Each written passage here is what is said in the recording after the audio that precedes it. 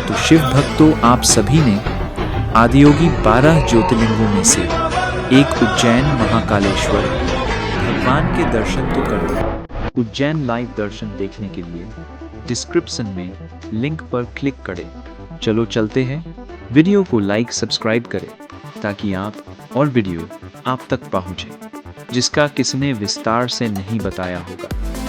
उज्जैन जाओ और यहाँ न जाओ तो कैसी भक्ति, तो इसीलिए बताते हैं यहाँ के मंदिरों के बारे में। तो चलो शुरू करते हैं वीडियो को।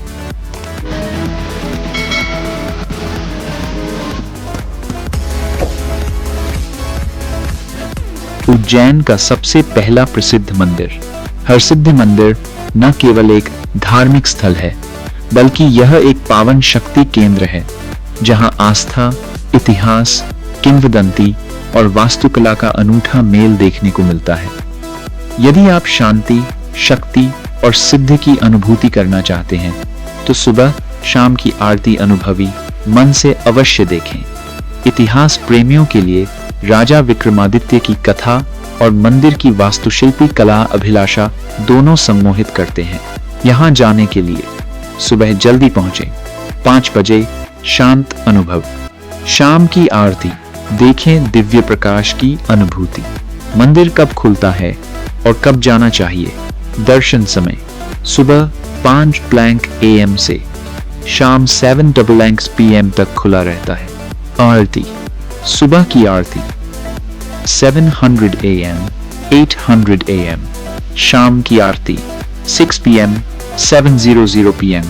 दिव्य दीप स्तंभों में 726 दीपों के साथ मेल जोल। भ्रमण अवधि, भगवान हरसिद्धि की शक्ति प्राप्ति और पूजा अर्चना के लिए 1 से 2 घंटे पर्याप्त होते हैं। सर्वश्रेष्ठ यात्रा समय सितंबर से फरवरी, इस दौरान मौसम सुहावना होता है। क्यों जाएं हरसिद्धि मंदिर? 1. वन, पौराणिक एवं आध्यात्मिक महत्व। शक्तिपीठ माता सती की कोहनी इस स्थान पर गिरी थी, इसलिए यह 51 शक्तिपीठों में प्रमुख स्थान रखता है। मां हरसिद्धि हर कार्य को सिद्ध करने वाली देवी। राजा महाराज विक्रमादित्य की कुलदेवी थी जिनकी तपस्या मंदिर स्थल पर हुई थी। 2. राजा विक्रमादित्य और मंदिर का संबंध। राजा की बलि कथा, हर 12 वर्ष में वह अपना सिर अर्पित करते थे। 11 बार सिर लौट आता था पर 12वीं बार नहीं। इसे उनकी न्यायपूर्ण शासन अवधि का समापन माना जाता है। मंदिर में 11 सिंदूर संकेत सिर आज भी रखे हैं। राजा की तपोभूमि, मंदिर वही स्थान है जहां राजा विक्रमादित्य ने अपनी शक्ति प्राप्ति के लिए कठोर तप किया था। 3. विशेष आकर्षण, दीप स्तंभ। दीप स्तंभ 51 फीट ऊंचे 2 थंब हैं जिनमें 1,01,021 दीपक चलते हैं। प्रत्येक दीपोत्सव में ये स्तंभ अत्यंत मनोरम दृश्य प्रस्तुत करते हैं। श्री यंत्र, शक्ति का प्रतीक। श्री यंत्र मूर्ति मंदिर में स्थापित है, भक्तों को विशेष ऊर्जा देती है। महाराष्ट्रीय एवं मराठा वास्तुकला, मंदिर के चारों ओर सुंदर नक्काशी, अन्नपूर्णा व सरस्वती प्रतिमाएं। पौराणिक कथा एवं इतिहास, संक्षिप्त लेकिन दीर्घ स्क्रिप्ट। स्कंद पुराण कथा, कैलाश पर्वत पर 2 दैत्यों चंड और मुंड ने शिव और पार्वती पर हमला किया।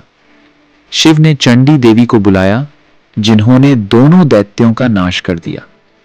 शिवजी प्रसन्न होकर उन्हें हरसिद्धि कहकर संजीवनी शक्ति का सम्मान किया।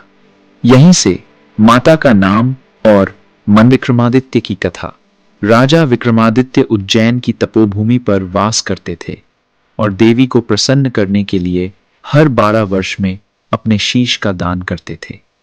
11 बार शीश लौट आया पर 12वीं बार नहीं। मंदिर में राखी जैसे 11 सिर रखे हैं जो उनकी तपस्या का प्रतीक है। उज्जैन और द्वारका संबंध। कथाओं के अनुसार देवी हरसिद्धि उज्जैन में रात्रि में विराजमान रहती हैं और सुबह द्वारका में होती हैं। ये दिव्य यात्रा 2 मंदिरों में विभाजित पूजा मंदिर की विशेष वास्तु संरचना। 4 द्वार, एंट्रेंस। मंदिर में चारों दिशाओं से प्रवेश है। मुख्य द्वार पूर्व दिशा में स्थित है, जिसके कारण सकारात्मक ऊर्जा प्रवेश करती है। गर्भगृह संरचना। गर्भगृह में मां हरसिद्धि की प्रतिमा के साथ अन्नपूर्णा और सरस्वती की मूर्तियां भी हैं। शक्ति, ज्ञान और समृद्धि का प्रतीक। वास्तु तत्व। मंदिर में वास्तुशास्त्र आधारित संरचना का पालन किया गया है। उत्तर दिशा में आर्थिक लाभ और पूर्व दिशा में शिक्षा लाभ देने वाली विचारधारा है। अच्छे समय और अनुभव के टिप्स। नवरात्रि के दिन विशेष पूजा, सजावट, दीप स्तंभों की रोशनी और प्रसाद वितरण का आयोजन होता। सामान्य दिनों में शाम की आरती देखना न भूलें। दीप स्तंभों द्वारा रात्रि आरती अत्यधिक दिव्य अनुभव देती है। उज्जैन दर्शन के साथ संयोजन। यह महाकालेश्वर मंदिर से केवल 600 बाई 700 मीटर दूर है। यात्रा को और भी उत्कट बनाता है। नवरात्रि में विशेष भव्य महोत्सव का आनंद लें। और अब हम जा रहे हैं यहाँ का सबसे सुप्रसिद्ध पवित्र नदी, जिसे शिप्रा नदी कहते हैं, और इसके पास में ही राम घाट स्थापित है। तो दोस्तों चलो निकल पड़ते हैं शिप्रा नदी उज्जैन की। जहां जल बहता है वहां जीवन चलता है, और जहां श्रद्धा बहती है वहां मोक्ष की धार बहती है। हम बात कर रहे हैं उज्जैन की, अवंतिका नगरी की, और उस पवित्र घाट की जो करोड़ों आस्थाओं का केंद्र है, राम घाट। शिप्रा नदी के तट पर बसा आध्यात्म का अमिट प्रतीक। रामघाट क्या है? रामघाट उज्जैन का सबसे प्रमुख और पवित्र घाट है, जो शिप्रा नदी के किनारे स्थित है। यही वह स्थान है जहां श्रद्धालु स्नान करते हैं, दीप दान करते हैं और मोक्ष की कामना करते हैं।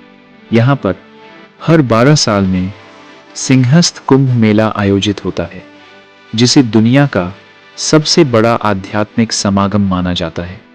लाखों संत, नागा साधु, तीर्थयात्री और श्रद्धालु यहाँ इकट्ठा होते हैं, केवल एक डुबकी के लिए।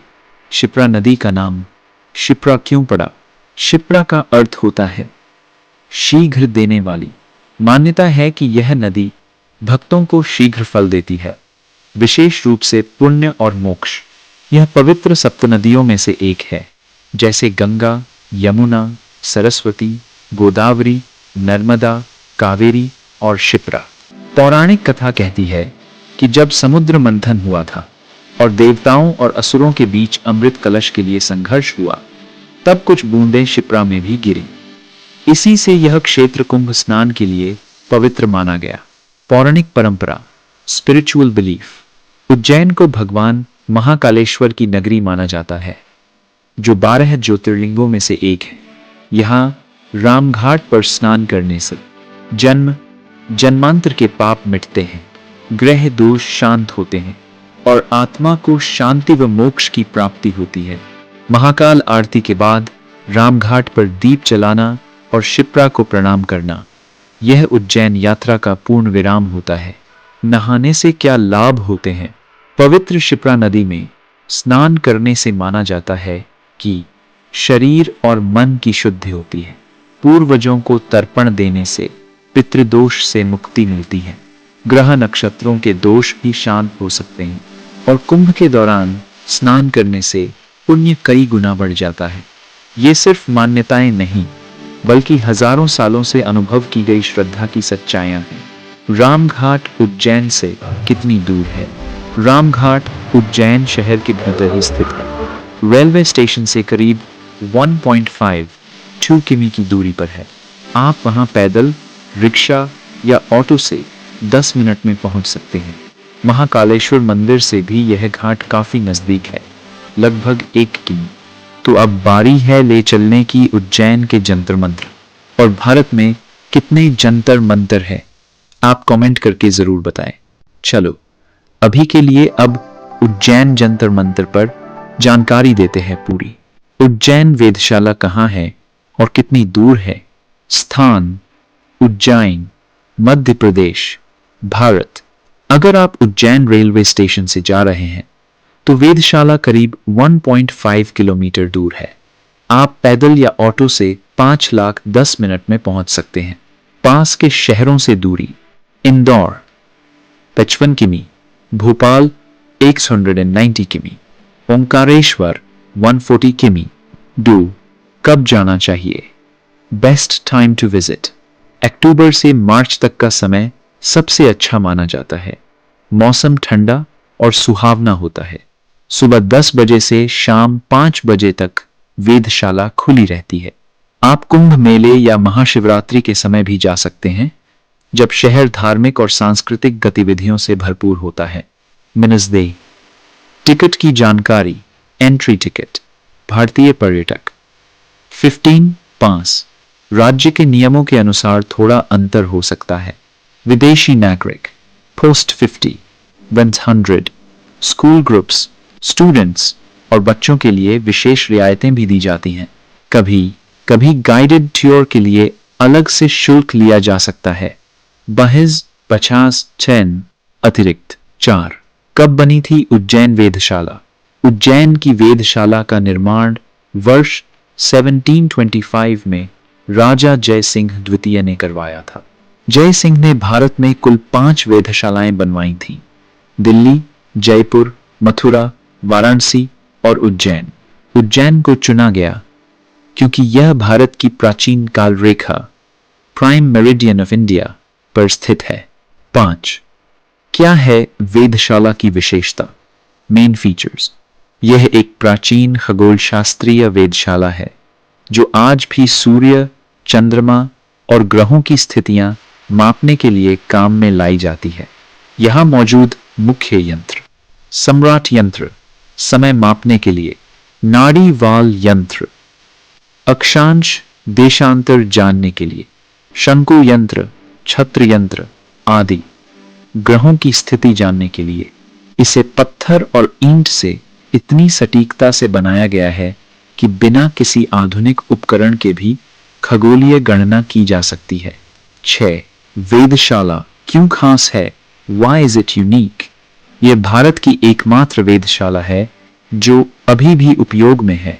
ऑपरेशनल कंडीशन: उज्जैन को भारत की कालगणना की राजधानी कहा जाता है, इसलिए यह वैज्ञानिक दृष्टि से बहुत महत्वपूर्ण है। यहां पर खगोलीय शोध और अध्ययन आज भी होते हैं। तो अब आप मेरे प्यारे भक्तों कब आ रहे हो दर्शन के लिए और जंतर मंत्र देखने? कमेंट करके जरूर बताएं। तो दोस्तों आज के इस वीडियो में इतना ही। मिलते हैं पार्ट 2 में और रहस्यमयी मंदिर उज्जैन के बारे में। तो बने रहे अपने YouTube चैनल पर। Take care.